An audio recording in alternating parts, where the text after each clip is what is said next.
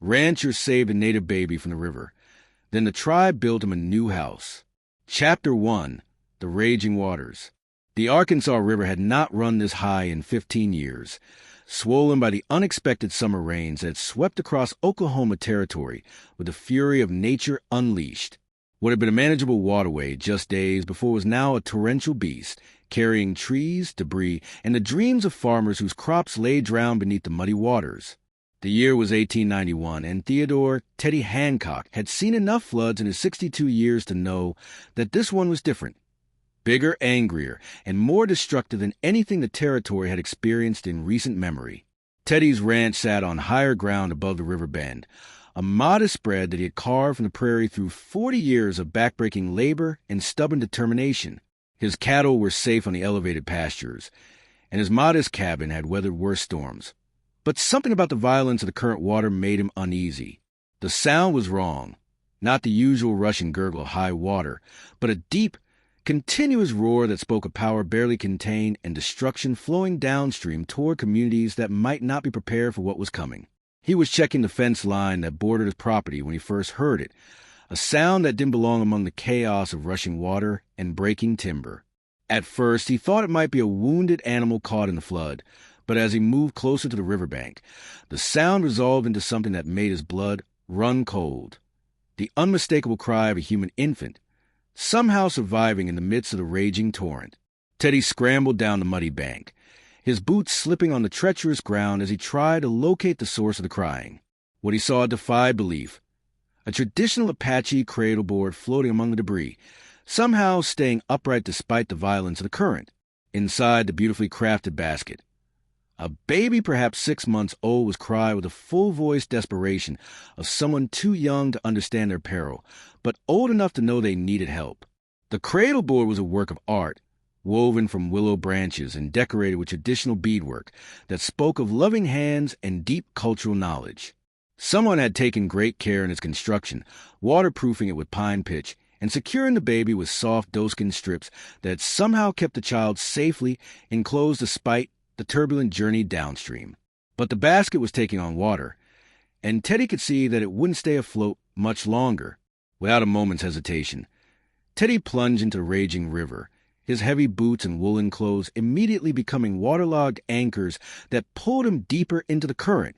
The water was shockingly cold despite the summer heat, and the force of the flow nearly swept him away before he could establish his footing on the rocky bottom. Fighting against the current with every ounce of strength his aging body possessed, he managed to grab the cradle board just as it was about to be swept around the bend and into the even more dangerous rapids downstream. The rescue was harrowing. Teddy had to fight his way back to shore while protecting the baby from the debris-filled water that threatened to batter them both against the rocks. His lungs burned with effort and his muscles screamed in protest, but something deeper than physical strength drove him forward. This was someone's child, someone's most precious possession, and it had somehow found its way to him in the midst of natural catastrophe. When he finally dragged himself and the cradle board onto the muddy bank, Teddy collapsed for a moment, gasping for breath and shaking from cold and exhaustion. But the baby's continued crying reminded him that the rescue was only the beginning. Now he had to figure out how to care for an infant who was probably hungry, cold, and traumatized by an experience that would have killed most adults. Ranchers saved a native baby from the river. Then the tribe built him a new house. Chapter 1: The Raging Waters. The Arkansas River had not run this high in 15 years, swollen by the unexpected summer rains that had swept across Oklahoma territory with the fury of nature unleashed. What had been a manageable waterway just days before was now a torrential beast, carrying trees, debris, and the dreams of farmers whose crops lay drowned beneath the muddy waters. The year was 1891, and Theodore "Teddy" Hancock had seen enough floods in his 62 years to know that this one was different. Bigger, angrier, and more destructive than anything the territory had experienced in recent memory. Teddy's ranch sat on higher ground above the river bend, a modest spread that he had carved from the prairie through 40 years of backbreaking labor and stubborn determination. His cattle were safe on the elevated pastures, and his modest cabin had weathered worse storms. But something about the violence of the current water made him uneasy. The sound was wrong, not the usual rush and gurgle of high water, but a deep, continuous roar that spoke of power barely contained and destruction flowing downstream toward communities that might not be prepared for what was coming. He was checking the fence line that bordered his property when he first heard it, a sound that didn't belong among the chaos of rushing water and breaking timber. At first, he thought it might be a wounded animal caught in the flood, but as he moved closer to the riverbank, the sound resolved into something that made his blood run cold, the unmistakable cry of a human infant, somehow surviving in the midst of the raging torrent.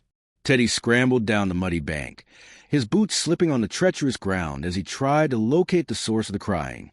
What he saw defied belief. A traditional Apache cradle board floating among the debris, somehow staying upright despite the violence of the current. Inside the beautifully crafted basket, a baby perhaps 6 months old was crying with the full-voiced desperation of someone too young to understand their peril, but old enough to know they needed help. The cradle board was a work of art, woven from willow branches and decorated with traditional beadwork that spoke of loving hands and deep cultural knowledge.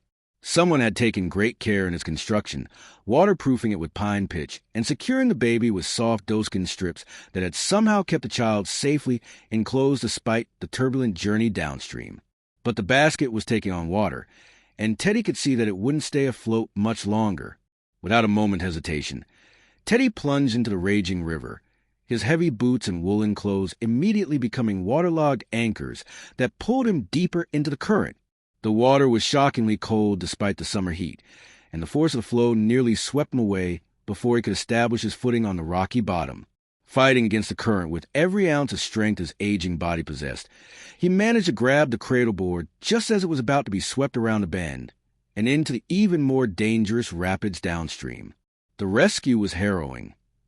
Teddy had to fight his way back to shore while protecting the baby from the debris-filled water that threatened to batter them both against the rocks. His lungs burned with effort, and his muscles screamed in protest, but something deeper than physical strength drove him forward. This was someone's child, someone's most precious possession, and it had somehow found its way to him in the midst of natural catastrophe. When he finally dragged himself and the cradle board onto the muddy bank, Teddy collapsed for a moment, gasping for breath and shaking from cold and exhaustion. But the baby's continued crying reminded him that the rescue was only the beginning. Now he had to figure out how to care for an infant who was probably hungry, cold, and traumatized by an experience that would have killed most adults. Chapter 2. An Unexpected Blessing. Teddy carried the baby and its cradle board back to his cabin, his wet clothes squelching with every step, and his mind racing with questions that had no immediate answers. Where had this child come from? Were its parents dead, swept away by the same flood that had carried their baby downstream? And what was he, a 62-year-old bachelor with no experience caring for infants, supposed to do with a Native American child who might have families somewhere looking for them? The cabin that had been perfectly adequate for a solitary rancher suddenly seemed woefully unprepared for the needs of a baby. Teddy had no milk, no infant clothing, no knowledge of how to care for someone so small and helpless. But he had common sense, natural compassion, and the kind of practical problem-solving skills that came from decades of frontier living. The first priority was warmth and dry clothing. The baby was soaked through and shivering despite the summer temperature. Teddy built up the fire in his stone hearth and carefully removed the child from the waterlogged cradle board, noting as he did so the fine craftsmanship of the traditional Apache clothing the baby wore. The tiny moccasins, the soft deerskin dress, and the small silver bracelet all spoke of family that valued both their cultural heritage and their child's welfare. Wrapping the baby in his warmest blanket, Teddy tried to assess the situation practically. The child appeared to be healthy despite the ordeal, with bright dark eyes and strong lungs that served them well during their terrifying journey down the river. But babies needed milk, and Teddy had none. His nearest neighbor was 5 miles away, and the flooded roads made travel impossible for the foreseeable future. His solution was born of necessity and frontier ingenuity. He had a milk cow that had recently calved, and while cow's milk wasn't ideal for human infants, it would have to suffice until he could find better alternatives. He diluted the milk with water and warmed it carefully, then fed the baby using a clean cloth as a makeshift nursing aid. The child accepted the improvised meal hungrily, and Teddy felt a surge of relief that his practical approach was working. Over the next 3 days, as the floodwaters slowly receded and the countryside began the long process of recovery, Teddy found himself adapting to the rhythms of infant care with surprising ease. He had always been good with animals, and many of the same principles seemed to apply: regular feeding, warm cleanliness, and patient attention to the baby's needs and moods. The child was remarkably adaptable, seeming to understand instinctively that this strange white man was trying to help rather than harm. Teddy found himself talking to the baby constantly, explaining what he was doing and why, though he knew the words weren't understood. "Well, little one," he would say as he prepared another feeding, "I reckon we need to give you a proper name until we figure out where you belong. How about River? Seems fitting, considering how we met." And so the baby became River, Little River, a name that acknowledged both the circumstances of their meeting and the journey that had brought them together. Teddy had intended it as a temporary designation, something to use until the child's real family could be located, but as the days passed, the name began to feel permanent, as if it had always belonged to this particular baby. The transformation in Teddy's daily routine was remarkable. A man who had lived alone for decades suddenly found himself singing lullabies, making silly faces to provoke infant smiles, and planning his entire day around feeding and nap schedules. The cabin that had echoed with silence for so many years was now filled with the sounds of life: crying, cooing, and the soft whisper of baby laughter that seemed to breathe new purpose into every corner of the modest dwelling. As the floodwaters receded and travel became possible again, Teddy knew he had to begin the process of trying to locate Little River's family. It was the right thing to do, even though the prospect of giving up the child who had brought such unexpected joy into his life filled him with a sadness he hadn't anticipated. He had grown attached to the baby more quickly than he would have thought possible, finding in the daily routines of care and protection a sense of purpose that had been missing from his life for years. His first stop was the Territorial Indian Agency in nearby Anadarko, where federal officials were supposed to maintain records of all Native American families in the region. The agent, a hairy bureaucrat named Franklin Pierce, listened to Teddy's story with the kind of weary attention that suggested he dealt with unusual situations on a regular basis. "Found a baby in the river, you say?" Pierce asked, making notes in a ledger that looked like it hadn't been updated in years. "Apache, you think? Well, there are several bands in the area, but the flood could have carried that cradle bore for 50 miles or more. Child could be from anywhere between here and the Texas border." Pierce's casual attitude toward what was clearly a family tragedy irritated Teddy, but he controlled his temper and tried to gather useful information. "Are there any reports of missing children? Families that might have been caught in the flood?" "Not yet," Pierce replied with a shrug. "But the Apache don't always report things to us right away. They handle their own problems when they can, only come to the agency when they absolutely have to." The agent's words carried undertones of frustration and prejudice that were common among territorial officials who viewed their Native American charges as obstacles to progress rather than human beings deserving of respect and assistance. Teddy had encountered such attitudes before and had learned to work around them rather than confront them directly. From the agency, Teddy traveled to the various Apache settlements in the region, carrying Little River with him and describing the circumstances of the rescue to anyone who would listen. The baby's cradle bore, which Teddy had carefully dried and preserved, provided important clues about its origin. The specific beadwork patterns and construction techniques could help identify which band or family had created it. The reception he received in the Apache communities was initially cautious, but gradually warmed as people realized he was genuinely trying to reunite the child with their family rather than claim ownership or demand reward. The older women, in particular, seemed impressed by his obvious care for the baby and his respectful attitude toward their customs and traditions. At the third settlement he visited, an elderly Apache grandmother named Maria Crow Feather examined the cradle board carefully, running her weathered fingers over the intricate beadwork and studying construction techniques with the eye of someone who has spent decades creating similar works of art. "This is Jicarilla work," she said finally, referring to a specific Apache band that lived in the mountainous regions of New Mexico territory. "See these patterns here? And the way the basket is woven? This child is a long way from home." The information was both helpful and troubling. If Little River was indeed from the Jicarilla Apache, then they were hundreds of miles from their ancestral territory. How had a 6-month-old baby ended up in an Oklahoma river, so far from where they should have been?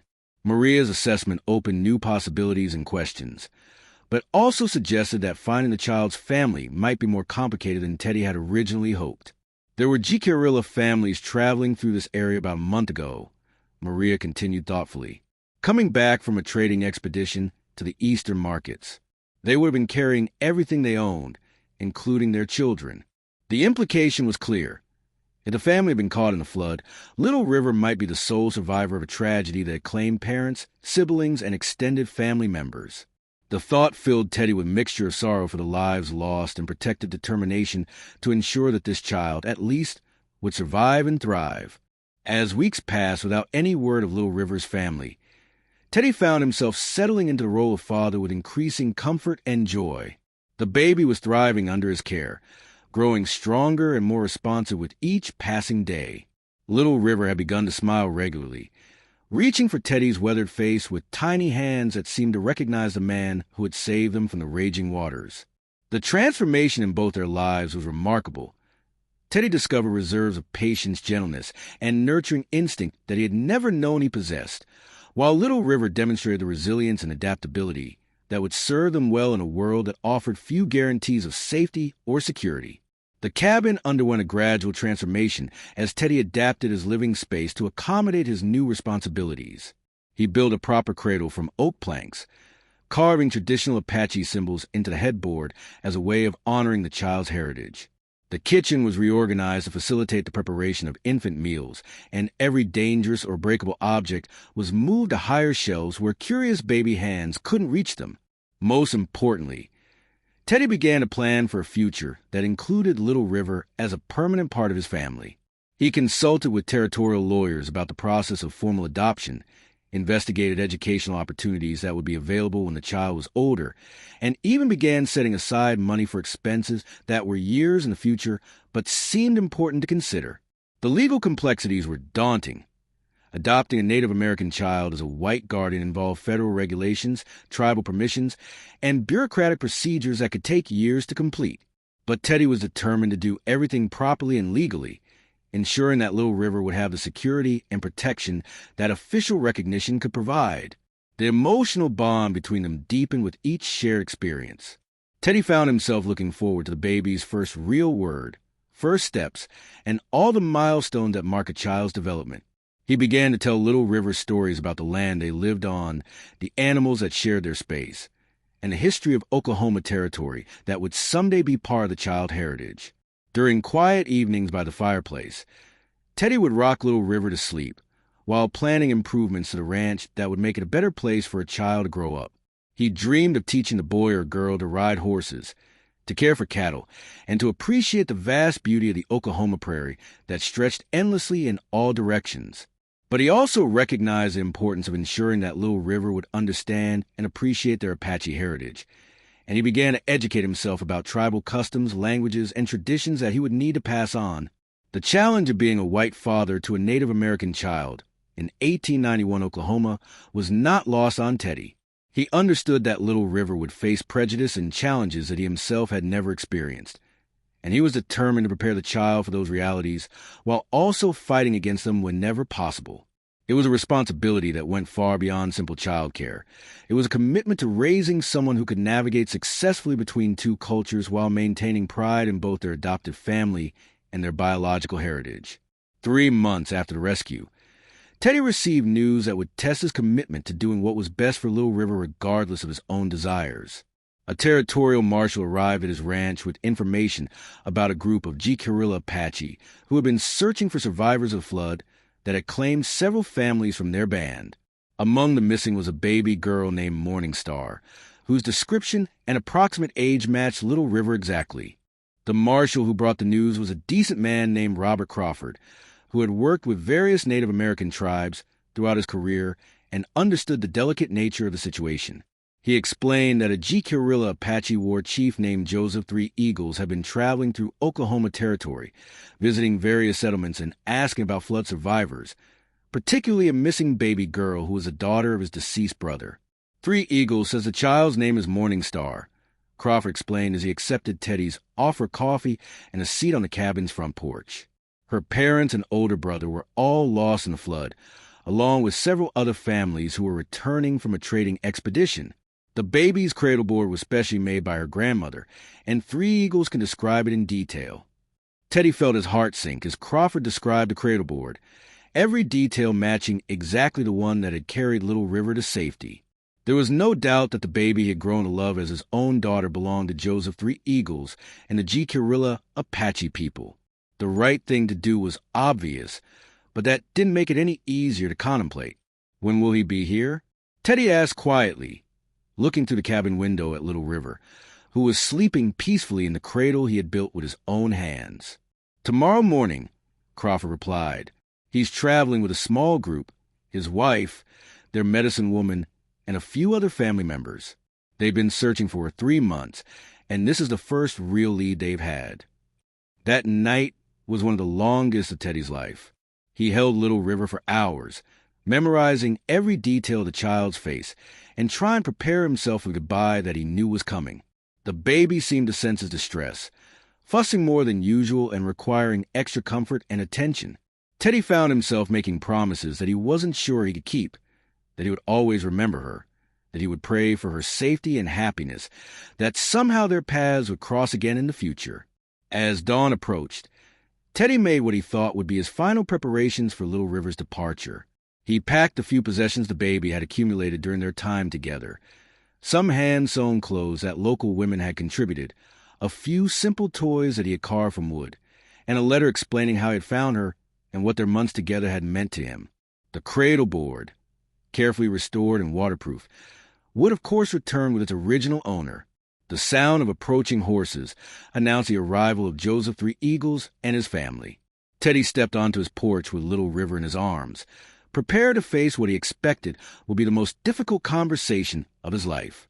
The war chief was exactly what Teddy had expected, tall, dignified, and radiating the kind of quiet authority that came from years of leadership and responsibility. Behind him rode a woman who could only be his wife, her face showing the strain of months spent searching for their lost niece. Joseph Three Eagles dismounted and approached the porch with careful, measured steps. His eyes went immediately to the baby in Teddy's arms, and Teddy saw recognition, relief, and profound gratitude flash across the warrior's weathered features. "This is Morning Star," Joseph said simply, his English clear and precise. "My brother's daughter. We have been searching for her since the great flood took our family." Teddy nodded, unable to trust his voice for a moment. "She's been well cared for," he managed finally. "I've called her Little River, but I always knew she belonged to someone else." The war chief studied Teddy's face carefully, noting the obvious love and reluctance that the white rancher was trying to hide. "You saved her life," Joseph said with formal gratitude. "This creates a debt that can never be fully repaid." What happened next surprised everyone present, including Teddy himself. Instead of simply taking Morning Star and departing, Joseph Three Eagles asked permission to examine the cabin where the baby had been cared for, to understand how this white stranger had managed to keep an Apache child healthy and happy for 3 months. His inspection was thorough and respectful, taking in every detail from the hand-carved cradle to the carefully prepared infant food to the traditional Apache symbols that Teddy had researched and incorporated into the baby's care routine. "You have done more than save her life," Joseph said when he completed his examination. "You have honored her heritage while giving her love and security. This is unexpected." The war chief's wife, who had been holding Morning Star and crooning traditional lullabies, looked up at her husband with an expression that Teddy couldn't quite interpret. She spoke rapidly in Apache, her words carrying an intensity that suggested important ideas were being communicated. Joseph listened carefully, nodding occasionally and asking brief questions in their native language. "My wife, Dancing Moon, has made an observation," Joseph said finally, turning back to Teddy. "She says that Morning Star knows you as family, that the child's spirit has bonded with yours in a way that should not be broken lightly." The statement hung in the air between them, carrying implications that Teddy was afraid to hope for. "What does that mean?" he asked carefully. Joseph was quiet for a long moment, clearly weighing his words carefully. "Among our people, Family is not determined only by blood. Sometimes the spirits bring people together in ways that transcend tribal boundaries. Morning Star lost her birth family to flood, but she found a new father who has cared for her with love and respect.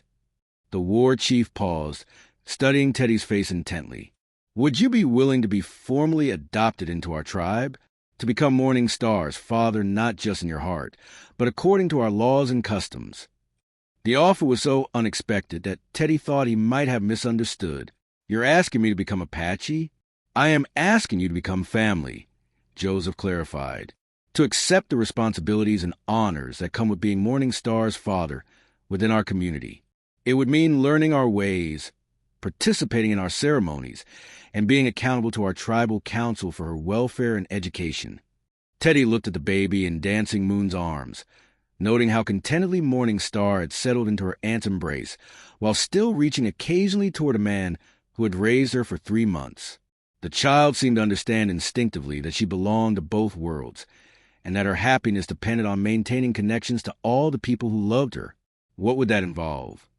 Teddy asked, his practical nature asserting itself even in the face of overwhelming emotion. Will I need to leave my ranch?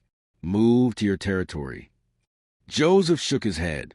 You would remain here, caring for Morning Star as you've been doing, but you would also bring her to our seasonal gatherings, so she can learn our language, our stories, and our traditions. She would grow up understanding both the Apache way and the white way, prepare to live successfully in whatever world she chooses. The proposal was extraordinary in its scope and generosity. Joseph Three Eagles was offering to create a new kind of family structure that honored both Morning Star's biological heritage and the bond she had formed with her rescuer. It was a solution that transcended the usual boundaries of race and culture, creating possibilities that neither traditional Apache nor white society had previously imagined. There would be a ceremony, Joseph continued, a formal adoption that would make you Morning Star's father according to our laws and customs. Your responsibilities would include not just her immediate care, but her education in both worlds and her preparation for adult life in whatever community she ultimately chooses to call home. Teddy felt tears forming in his eyes as the full implications of the offer became clear. He wouldn't have to give up Morning Star after all, but he would gain far more than just the right to continue raising her. He would become part of a community that would support and guide them both through the challenges that lay ahead.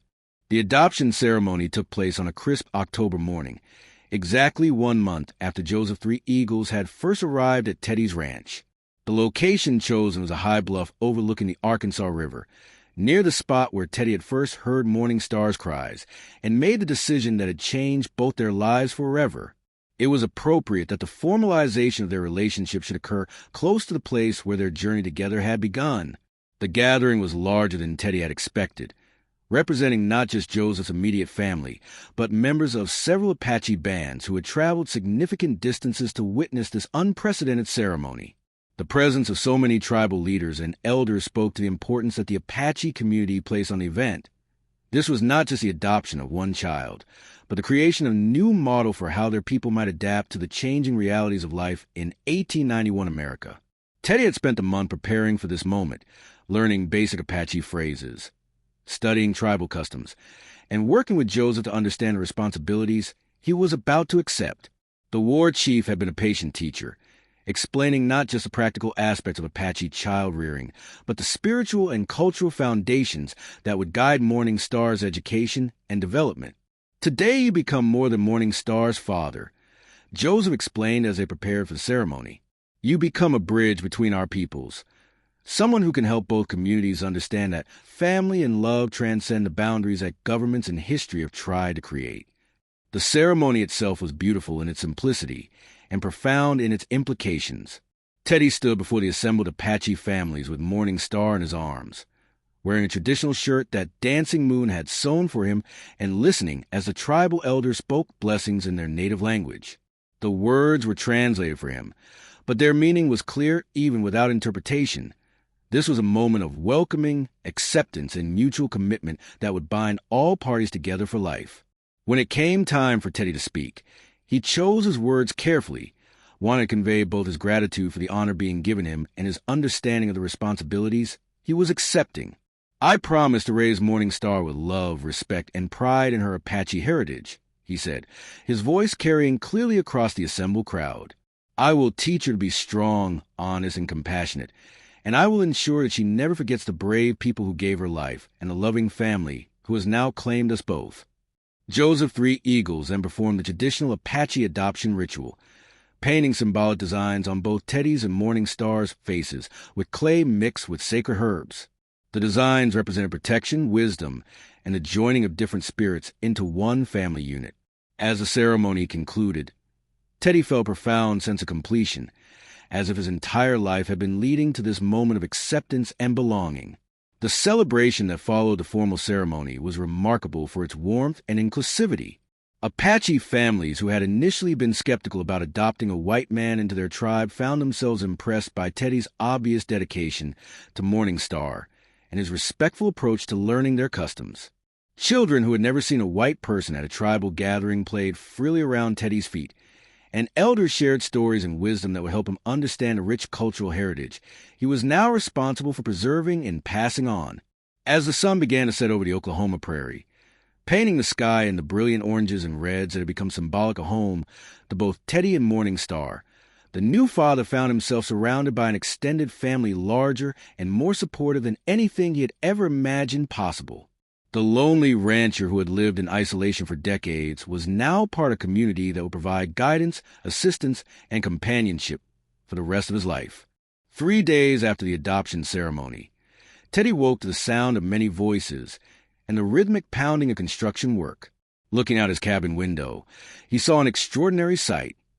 Dozens of Apache men and women had arrived during the night and were busy constructing what appeared to be a substantial addition to his modest ranch house. They worked with the quiet efficiency of people who had collaborated on such projects many times before, using traditional building techniques adapted to the materials and climate of Oklahoma territory. Joseph Three Eagles, who was directing construction effort, approached Teddy's porch with a broad smile and a cup of coffee that someone had prepared over an open fire. "Good morning, brother," he said, using the Apache term for adopted family member. "We have come to help you build a proper home for raising a child who will grow up understanding both worlds." The construction project was remarkable, not just for its scale, but for its thoughtful design. The Apache builders were creating an expanded house that honored both Teddy's practical needs as a rancher and Morning Star's cultural requirements as an Apache child. The new rooms included a dedicated space for traditional crafts and ceremonies, storage areas for the seasonal clothing and equipment that Apache family life required, and an expanded kitchen capable of preparing meals for the extended family gatherings that would now be part of their regular routine. Teddy watched in amazement as men who had probably never worked with Anglo construction techniques adapted their traditional building methods to create walls, windows, and roofing that would meet the harsh weather conditions of the Oklahoma prairie. The women contributed traditional interior elements, woven wall hangings, carved furniture, and ceremonial objects that would help Morning Star maintain her connection to Apache culture even while living in a predominantly white community. "We do this not as payment for Morning Star's care," Joseph explained as they watched the rapidly rising walls of the new addition, "but as an investment in her future and the future of all our children. By creating a place where Apache and white traditions can coexist, we are building something that may serve as a model for other families facing similar challenges." The work continued for 5 days, with different Apache families arriving each morning to contribute their specific skills to the project. Master craftsmen who specialized in traditional woodworking collaborated with practical builders who understood modern construction techniques.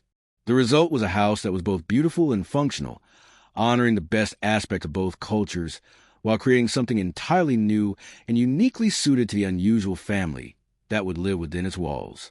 When the construction was finally complete, the house had more than doubled in size and included features that neither traditional Apache nor conventional white architecture would have incorporated alone. There was a traditional cooking area for preparing ceremonial meals alongside a modern kitchen for everyday use. The main living space could be reconfigured for different purposes depending on whether the family was hosting Apache ceremonies or entertaining white neighbors. Most importantly, Morning Star's bedroom had been designed to accommodate both the traditional cradleboard and the modern furniture that would support her development as she grew from infant to child to young woman. The dedication ceremony for the new house was attended by representatives from both the Apache and white communities, creating an unprecedented gathering that challenged conventional assumptions about racial and cultural boundaries in 1891 Oklahoma. Territorial officials who had expected problems from the unusual living arrangement were surprised to find a model of cooperation and mutual respect that actually enhanced community stability rather than threatening it. As Teddy stood in his transformed home, holding Morning Star and surrounded by the Apache families who had claimed them both, he felt a sense of gratitude and belonging that he had never experienced before. The solitary rancher who had rescued a baby from a raging river had gained not just a daughter, but an entire community of people committed to supporting their unconventional but loving family. Years passed, and the house that the Apache families had built became a symbol of something unprecedented in Oklahoma territory, a place where two cultures had successfully merged to create something stronger and more beautiful than either could have achieved alone. Morning Star grew into a confident, intelligent young woman who moved easily between the Apache and white communities, equally comfortable participating in traditional tribal ceremonies and attending the territorial school where she excelled in both academic subjects and cultural translation. Teddy, meanwhile, had been transformed from an isolated rancher into a respected bridge between communities that had previously viewed each other with suspicion and mistrust. His ranch became a meeting place where Apache families and white settlers could interact in safety and mutual respect, sharing knowledge about farming techniques, animal husbandry, and survival skills that benefited everyone involved. The informal cultural exchange that developed around Teddy's ranch had practical benefits that extended far beyond simple goodwill.